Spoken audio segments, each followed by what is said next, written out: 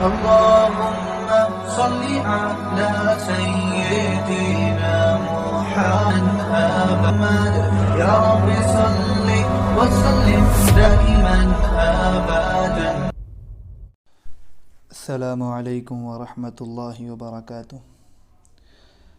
جیسا کہ ہم نے کل آپ صلی اللہ علیہ وسلم کی ولادت سے پہلے دنیا کی کیا حالت تھی ان تمام چیزوں کو جانا ہے، آج آپ صلی اللہ علیہ وسلم کی ولادت اور ان کے بعد پیش آنے والے واقعات کو ہم جانیں گے، اور پچھلے گزری ہوئی چیزوں کو مزید جاننے کے لیے ہم مفکر اسلام مولانا سید ابو الحسن علی ندوی رحمۃ اللہ علیہ کی تصنیف نبی رحمت صلی اللہ علیہ وسلم صفحہ نمبر 48 تا 116 تک مطالعہ کر سکتے ہیں. اس میں مولانا نے ان واقعات پر مزید تفصیل کے ساتھ روشنی ڈالی ہے. آئیے دیکھتے ہیں آپ صلی اللہ علیہ وسلم کی ولادت کس لمحے میں ہوئی. ولادت باسعادت. جب دنیا کا یہ عالم ہو گیا اور دن بدن حالات مزید بگڑتے چلے جا رہے تھے، تو اللہ رب العزت نے اپنے قانون ہدایت کے مطابق انسانیت کے اس بھٹکے ہوئے قافلے کو سیدھا راستہ دکھلانے اور اپنے بندوں کو نور ہدایت سے منور فرمانے کے لیے خاتم الانبیاء جناب محمد رسول اللہ صلی اللہ علیہ وسلم کی بعثت کا ازلی فیصلہ ظاہر فرما دیا. چنانچہ مکہ معظمہ میں ابرہہ کے مشہور واقعے سے 50 دن بعد 9 ربیع الاول عام الفیل مطابق 21 اپریل سن 571 عیسوی پیر کے دن صبح صادق کے وقت طلوع آفتاب سے قبل 14 سالہ بیوہ محترمہ حضرت آمینہ رضی اللہ تعالی عنہ کے بطن مبارک سے 24 سالہ عبداللہ مرحوم کے بیٹے سید الثقلین سرور کونین سیدنا و مولانا حضرت محمد رسول اللہ صلی اللہ علیہ وسلم اس چمنستان عالم میں اپنی تمام خوبیوں اور برکتوں کے ساتھ رونق افروز ہوئے. آپ صلی اللہ علیہ وسلم کی جو پیدائش ہوئی ہے وہ عام الفیل میں ہوئی ہے، یعنی ہاتھی کا سال کہا جاتا ہے جس کو. یہ واقعہ ابرہہ سے متعلق ہے کہ وہ اپنے لشکر کے ساتھ کعبۃ اللہ کو ڈھانے کے لیے اور کعبۃ اللہ کو زمین بوس کرنے کے لیے توڑنے کے لیے اپنا لشکر لے کر آتا ہے، مگر اللہ تعالیٰ کی قدرت کے سامنے وہ گھٹنے کے بل بیٹھ جاتا ہے اور جو ہے عاجز و قاصر ہو کر ہلاک ہو جاتا ہے. اس واقعے پر میں نے ایک ویڈیو بنائی ہے، آپ دیکھ سکتے ہیں چینل میں، ڈسکرپشن میں بھی انشاءاللہ میں اس کی لنک ڈال دوں گا. واقعہ آپ تفصیل سے دیکھ سکتے ہیں. اور جہاں تک بات ہے آپ صلی اللہ علیہ وسلم کی تاریخ پیدائش کی، یہاں پہ ہم کو 9 ربیع الاول سننے کے لیے ملا ہے، اور مولانا علی میاں ندوی رحمۃ اللہ علیہ نے اپنی کتاب میں 12 ربیع الاول ذکر کیا ہے. اور اسی طریقے سے کئی روایتیں ہیں. اور آپ صلی اللہ علیہ وسلم کے والد کا نام حضرت عبداللہ ہے اور والدہ کا نام حضرت آمینہ ہے. اب آپ صلی اللہ علیہ وسلم کی پیدائش کے بعد دنیا کا کیا عالم ہوا، کیا کیا چیزیں وجود میں آئیں. انقلاب عالم کے آثار. اب کیا تھا، اہل عالم کی قسمت چمک گئی، مایوسیاں آس میں تبدیل ہو گئیں، دنیا کا اندھیرا روشنی و نورانیت میں بدل گیا. ایوان کسریٰ کے کنگرے گر پڑے، آتش کدے فارس بجھ گیا، نہر ساوا خشک ہو گئی، صنم خانے اور بت کدے خاک میں مل گئے. نجومیوں کے دل دھڑکنے لگے، منتظرین کا انتظار دور ہوا کہ بھٹکتی انسانیت کو بے مثال قائد اور کامل رہبر مل گیا. مولانا نے ان سطور میں، ان لائنوں میں چند چیزوں کی طرف اشارہ کیا ہے. سب سے پہلے حضرت نے جو فرمایا ہے کہ ایوان کسریٰ کے کنگرے گر پڑے. ایوان کے معنی ہے محل کے، اور کسریٰ یہ ایک بادشاہ کا نام تھا، اور کنگرے کہتے ہیں جھومروں کو. تو جس وقت جو ہے آپ صلی اللہ علیہ وسلم کی پیدائش ہوئی، اس وقت کسریٰ نام میں ایک بادشاہ، اس کے محل میں جو ہے جھومر گر پڑے.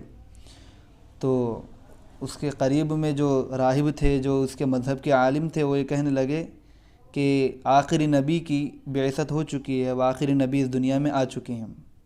آتش کدے فارس کس چیز کا نام ہے؟ آتش کہتے ہیں آگ کو. فارس میں ایک آگ جو ہے کئی سالوں سے جل رہی تھی، اور لوگ جو ہے بلکہ کئی ہزاروں سال سے جل رہی تھی اور وہ آگ کبھی بجھی نہیں، تو لوگ اس کی عظمت کو اپنے دلوں میں بٹھا کر اس آگ کی پوجا کرنے لگے۔ جس وقت آپ صلی اللہ علیہ وسلم کی پیدائش ہوئی تو یہ آگ خود بخود بجھ گئی، نہر ساوا خشک ہو گئی۔ نہر ساوا ایک نہر کا نام ہے جس کی جو ہے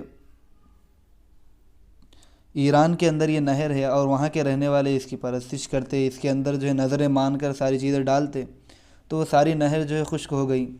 صنم خانے اور بت کدے خاک میں مل گئے۔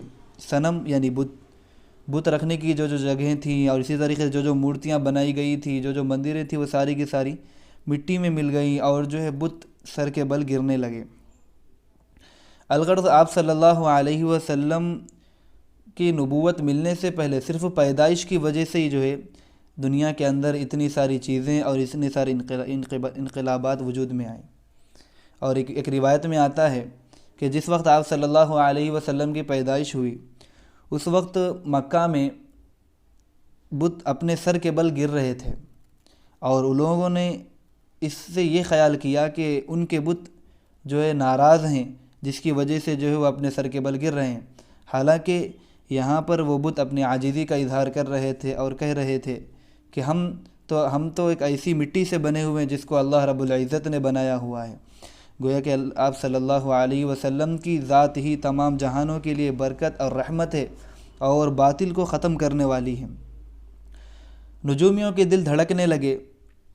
نجومی یعنی ستاروں کے ذریعے سے جو ہے کچھ ستاروں کا علم رکھنے والے، تو یہ لوگ اس علم کے ذریعے کچھ من گھڑت باتیں بھی کرتے تھے، اور ان کے قبضے میں جو جنات وغیرہ بھی تھے، جس کے ذریعے سے وہ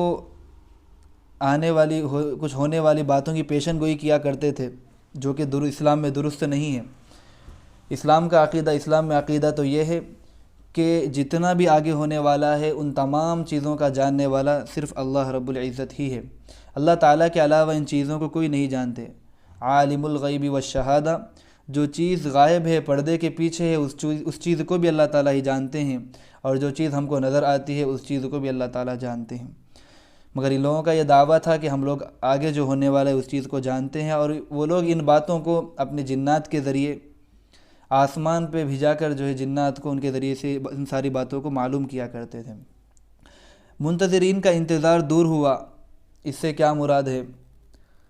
آپ صلی اللہ علیہ وسلم کی بعثت کی جو خبر تھی، جو خوشخبری تھی، ہر نبی نے اپنی امت کو دی ہے، اور ہر نبی نے اپنی امت کو یہ بتلایا ہے کہ ایک آخری نبی آنے والے ہیں، ان کی نبوت قیامت تک چلیں گی، ان کے امتی ایسے ہوں گے، ان کی ذات ایسی ہوگی، ان کے اندر اس قسم کے اتنے اعلیٰ درجے کے اخلاق ہوں گے۔ ان ساری چیزوں کو جو ہے ہر نبی نے اپنی اپنی امت کو بتلایا تھا۔ تو اہل کتاب جو یہود و نصارہ یعنی جو عیسائی ہے اور جو نصرانی ہیں، جو یہودی ہیں، ان لوگوں کو آپ صلی اللہ علیہ وسلم کے بارے میں ہر چیز معلوم تھی۔ اب ان لوگوں نے جو ہے جب آپ صلی اللہ علیہ وسلم کی بعثت ہوئی اور انہوں نے دیکھا کہ آپ صلی اللہ علیہ وسلم کی بعثت مکہ معظمہ میں ہوئی، تو وہ لوگ آپ سے بغض رکھنے لگے، مسلمانوں سے بغض رکھنے لگے۔ ان کا گمان یہ تھا کہ جب اتنے ہزاروں انبیاء بنی اسرائیل میں پیدا ہوئے، بنی اسرائیل سے مراد اسرائیل یعقوب علیہ السلام کو کہتے ہیں، اسرائیل کے معنی ہیں اصل میں عبداللہ، اور بنی اسرائیل یعنی عبداللہ کی اولاد۔ تو بہت سارے انبیاء اللہ تعالیٰ نے بنی اسرائیل میں بھیجے، اور ان لوگوں کا یہ گمان تھا کہ جب بنی اسرائیل میں اتنے انبیاء آئے تو آخری نبی بھی جو ہے بنی اسرائیل میں ہی آئیں گے اور ساری دنیا پر ہماری حکومت ہوں گی۔ مگر ان لوگوں نے جب دیکھا کہ آخری نبی کی بعثت مکہ معظمہ میں ہوئی ہے تو وہ لوگ بغض سے اور غصے سے بھڑکنے لگے، اور انہوں نے جو ہے اسی وقت سے اسلام سے دشمنی شروع کی، اور آج تک اس دشمنی پر وہ لوگ اڑے ہوئے ہیں۔ اللہ تعالیٰ قرآن میں فرماتے ہیں سورہ بقرہ پارے 2 میں، الذین یعرفونہ کما یعرفون ابناءہم، کہ وہ لوگ جو آپ صلی اللہ علیہ وسلم کو ایسے جانتے ہیں جیسے کہ اپنے بچوں کو جانتے ہیں، یعنی یہود و نصارہ جن کو کتابیں جو اہل کتاب ہے، جن کو تورات اور انجیل دی گئی ہیں، اور اسی طریقے سے پچھلی جتنی بھی کتابیں ہیں ان تمام کتابوں میں آپ صلی اللہ علیہ وسلم کا ذکر موجود ہے۔ اللہ رب العزت فرماتے ہیں وہ لوگ اس آخری نبی کو ایسے جانتے ہیں جیسے کہ وہ لوگ اپنے بچوں کو جانتے ہیں۔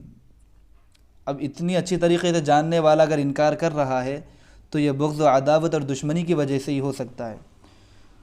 تو یہ منتظرین جو انتظار کرنے والے تھے، بعض علماء نے اور بعض لوگوں نے آخری نبی کو حق جان کر ان کے ہاتھ پر بیعت کی اور اسلام قبول کیا، اور بعض لوگ بغض و عداوت کا شکار ہو کر اپنی آخرت کو برباد کرنے لگے اور وہ اسی میں ناکام ہو گئے، اور بھٹکتی انسانیت کو بے مثال قائد اور کامل رہبر مل گیا۔ اس سے کیا مراد ہے؟ دیکھیے، انسانیت اس وقت بے سہارا در بدر گھوم رہی تھی، ان کو نہ کوئی راستہ دکھلانے والا تھا، ان کو نہ کوئی اچھے اور برے کی تمیز سکھلانے والا تھا۔ کل میں نے آپ کو حضرت جعفر طیار رضی اللہ تعالیٰ عنہ کی تقریر پڑھ کر سنائی کہ نجاشی کے دربار میں انہوں نے کس طریقے سے اسلام کی ترجمانی کی۔ تو آپ صلی اللہ علیہ وسلم جب اس دنیا میں آئے تو اس دنیا کو ایک کامل قائد اور رہبر مل گیا، جنہوں نے اپنی قوت، طاقت اور اللہ تعالیٰ کی مدد کے ذریعے ساری انسانیت کا درس دیا۔ آپ صلی اللہ علیہ وسلم نے فرمایا، انما بعثت لاتمم مکارم الاخلاق، کہ اللہ تعالیٰ نے مجھے اچھے اخلاق کو مکمل کرنے کے لیے بھیجا ہے۔ اور اخلاق کیا ہیں؟ کہ ہر ایک کو اس کا حق دیا جائے، کسی پر ظلم و زیادتی نہ کی جائے، کسی کو نیچا نہ دکھلایا جائے، کسی کو کم ذات یا اعلیٰ ذات کا نہ مانا جائے، بلکہ ہر ایک کو برابر سرابر مانا جائے۔ اور اسلام کا نظریہ بھی بالکل یہی ہے کہ کوئی آدمی کسی سے کوئی برتر نہیں ہے، مگر کسی کے اندر اگر تقویٰ ہو اور کسی کے اندر اسلام پر عمل کرنے کا زیادہ جذبہ ہو اور وہ اسلام پر بہت زیادہ عمل کرتا ہو، تو اللہ تعالیٰ کے نزدیک وہ معزز اور محبوب ہو جاتا ہے، جیسا کہ اللہ تعالیٰ نے قرآن میں فرمایا، ان اکرمکم عند اللہ اتقاکم، کہ یقیناً تم میں سے زیادہ معزز آدمی اللہ تعالیٰ کے نزدیک وہ ہے جو تم میں سے زیادہ اللہ سے ڈرنے والا ہو، تم میں سب سے زیادہ اللہ سے ڈرنے والا ہو۔ تو عزیز ساتھیوں، آپ صلی اللہ علیہ وسلم کی بعثت کچھ اس طریقے سے ہوئی، اور آپ کی بعثت کے بعد دنیا میں یہ سارے انقلابات وجود میں آئے، اور اسی طریقے سے آپ ہمارے ساتھ بنے رہیے۔ انشاءاللہ ہم ایک بعد دیگر آپ صلی اللہ علیہ وسلم کی سیرت کو پڑھیں گے۔